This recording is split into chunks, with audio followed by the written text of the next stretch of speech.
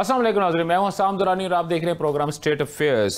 नाज़रीन, आज का जो अगर मैं दिन की बात करता हूं तो जहां पे बहुत सारी हमें खुशखबरियां मिल रही हैं, वहां पे साथ में ये भी हमें बताया जा रहा है कि जहां पे पाकिस्तान की स्टॉक एक्सचेंज जो है वो दिन दुगनी रात चुगनी तरक्की कर रही है और रोज़ ही एक नया जो है वो रिकॉर्ड जो है वो सेट कर रही है। अगर तो हम सिर्फ उसकी तरफ देखते हैं तो हमें ये बताया जाता है या हमें इस चीज़ की तरफ हमारा ध्यान जो है वो दिया जाता है कि पाकिस्तान जो है बहुत अच्छी तरक्की कर रहा है और पाकिस्तान की इकॉनमी जो है वो बहुत स्पीड से फ्लरिश कर रही है। लेकिन अगर दूसरी तरफ अगर हम देखते हैं तो बड़ी अजीब सी बात हो रही है कि अभी तक जो IMF है वो मैं ना मानू की रट लेके बैठा हुआ है। हालांकि मैं ना मानू की रट जो है वो तो सिर्फ पॉलिटिक्स में होनी चाहिए, वो चाहे अपना हुकूमत की तरफ से हो या अपोजिशन की जानब से हो। लेकिन अब हमें ये कहा जा रहा है, जो हमें अब तक पता ये लग रहा है कि हुकूमती अखराजात में कमी का कहा गया है या उसका इंदिया दिया गया है, और अगर हुकूमत की जानब से किसी भी किस्म के अखराजात में अगर कमी नहीं की गई तो ये बताया जा रहा है कि हुकूमत जो है अपने अखराजात तो उसी पॉइंट पे रखेगी लेकिन एक मिनी बजट को लेके आएगी। इसी मौजू पे गुफ्तगू करने के लिए आज हमारे साथ जो है डॉक्टर इकरामुल हक साहब माहिर माशियात जो है हमारे साथ मौजूद हैं। जी अस्सलाम वालेकुम डॉक्टर साहब, कैसे मजाज है आपके?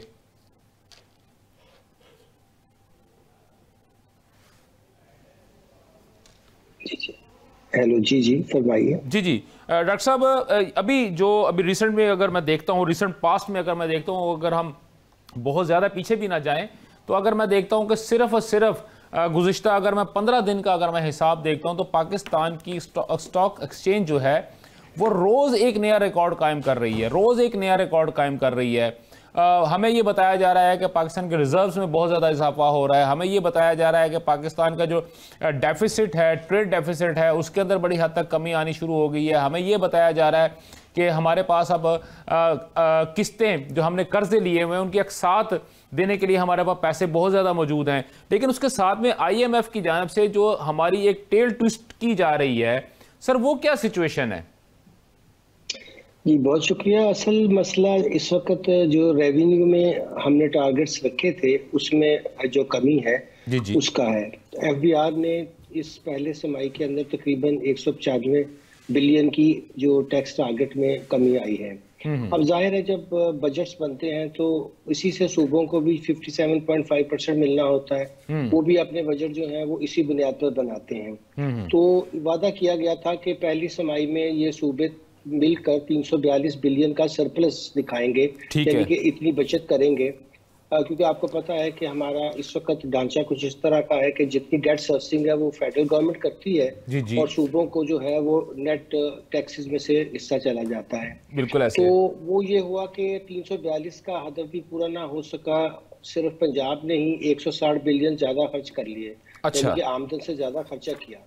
सही। अब ये दो ऐसी चीजें थी जिससे कि उनको ये ख्याल हुआ कि जो आगाज है जो उनके साथ तय पाया गया है, जो यानी कि पहले 6 महीने के बाद उन्होंने रिव्यू के लिए आना था, तो उन्होंने कहा कि तो आपकी सिमत ही गलत हो गई है, क्योंकि पहले ही 3 मंथ्स में आपने ना तो फेडरल रेवेन्यू पे हदफ पूरा किया है और ना ही सूबों ने सरप्लस पैदा किया है।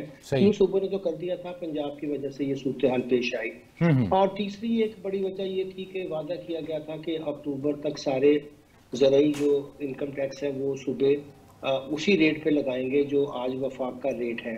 वो आपको पता है इस वक्त बहुत बुलंद है। जी और उसके मुताबिक ये था कि 1 जनवरी से उसका आगाज भी कर दिया जाएगा। ठीक है। अब उसमें सूबों ने कहा कि नहीं, हम तो इसको अगली जुलाई से करेंगे। ओके। जाहिर है उनके लिए माली साल तो जुलाई से शुरू होता है। जी बिल्कुल, जुलाई से। 3 बड़े मालियाती हदफ थे जो हमने पूरे नहीं किए हैं। अब वर्चुअल मीटिंग्स होती रही, इन्होंने इनको मुतमईन करने की कोशिश की कि हमारे पास कुछ क्वेश्चन मौजूद हैं, हम उसमें से पूरा कर लेंगे, कुछ अखराजात हमारे डेट सब्सिडी के कम हो गए।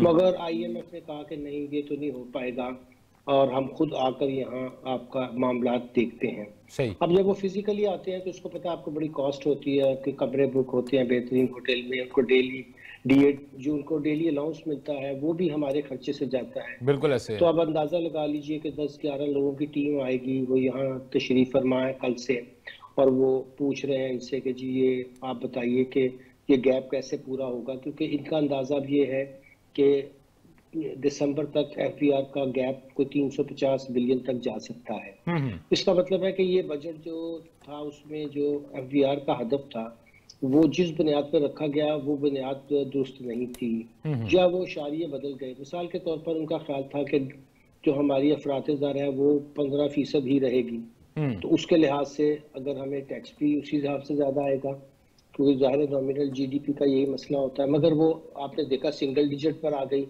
फिर उनका ख्याल था कि ये हमारी जो लार्ज मैन्युफैक्चरिंग है और दूसरे शोबे हैं इसमें कम से कम 5-6% की तरक्की होगी, वो माइनस में जा रहे हैं। तो वो बजट बनाने की और जो फोरकास्ट करने की अहलियत है एफबीआर की वो बहुत ही पुअर है।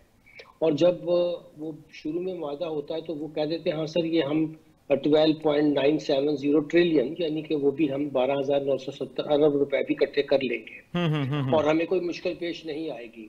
आपने देखा कि उस वक्त बार बार चेयरमैन साहब जो थे, जो अब चले गए हैं, तो जबरी रिटायर कर दिया गया है, उन्होंने ये कहा था कि ये मुश्किल नहीं है। जो नए चेयरमैन आए उनके आते ही उनको ये पता चला कि ये शायद दुरुस्त हदफ नहीं था और उन्होंने और चीज़ें शुरू कर दी, जैसे ताजर दोस्त स्कीम में उन्होंने तवज्जो कम दी और वो एफबीआर की रीस्ट्रक्चरिंग के पीछे शुरू हो गए।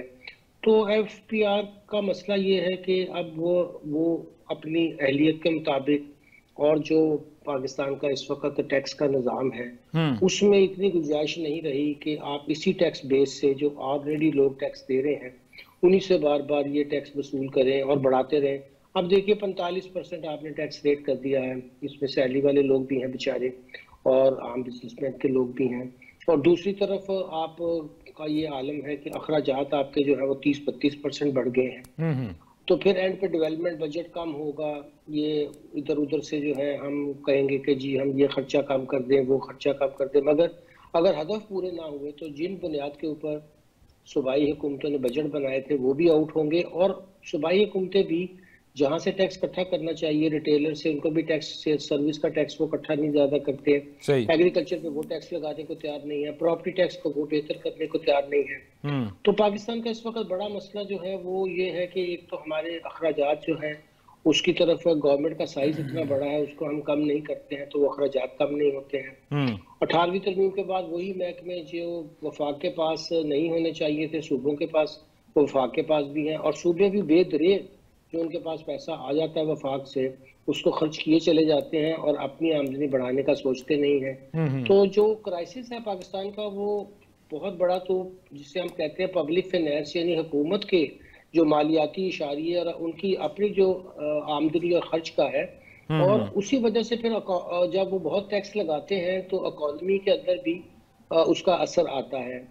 और इस वक्त तो आप स्टॉक एक्सचेंज की बात कर रहे थे और दूसरी जगह वो तो जाहिर है जब आपके इंटरेस्ट रेट हाई थे तो बैंकों के पास पैसा जा रहा था, अब वहां से जरा कम हुआ है तो स्टॉक एक्सचेंज में चला जाएगा।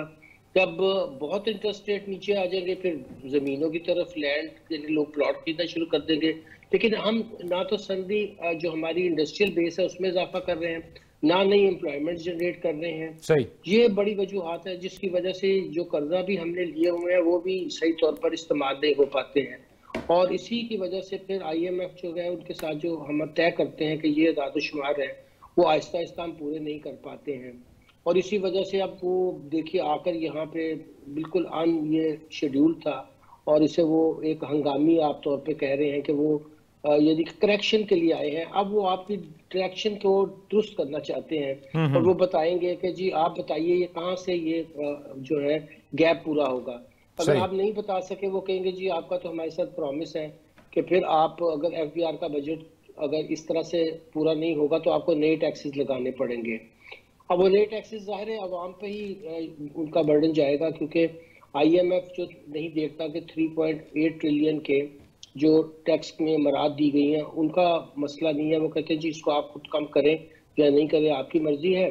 और जहाँ से बिल्कुल शोर शॉर्ट पैसे आ सकते हैं वो सैलरी वाले लोग हैं, वो ऐसे तबकात हैं जिनकी फिक्स्ड इनकम है, बस यहीं से आप टैक्स निकालते जाए उनका रेट बढ़ाते हैं। और ठीक सर आप सर ठीक हो गया आपने सर बहुत बहुत बहुत इन डेप्थ जो है आपने ये बात बताई है सर, क्योंकि आपके पास वक्त कम है और आपकी बड़ी मेहरबानी, आपने इंतहाई टाइट स्केड्यूल में से मुझे जो आपने ये कुछ चंद जो लम्हात आपने मुझे दिए। सर एक क्लोजिंग पॉइंट सर आपकी जानब से कि क्या ऐसा सिस्टम है कि पाकिस्तान की मैं अगर बात करूं, जैसा भी आपने बात की, तो तमाम की तमाम चीज़ें आपने पंजाब हुकूमत की ही जानब से जो है उसके ऊपर मुर्दे इल्ज़ाम अगर हम देखते हैं तो ऑलमोस्ट वही बन रही है इस पूरे सिस्टम के ऊपर। तो क्या सर ये जो 189 अरब रुपए को टैक्स खसारा जो हो रहा है, तो वो सर अब क्या मिनी बजट ही आएगा या इसकी कोई हमें बचने की कोई उम्मीद नहीं है इसके अलावा?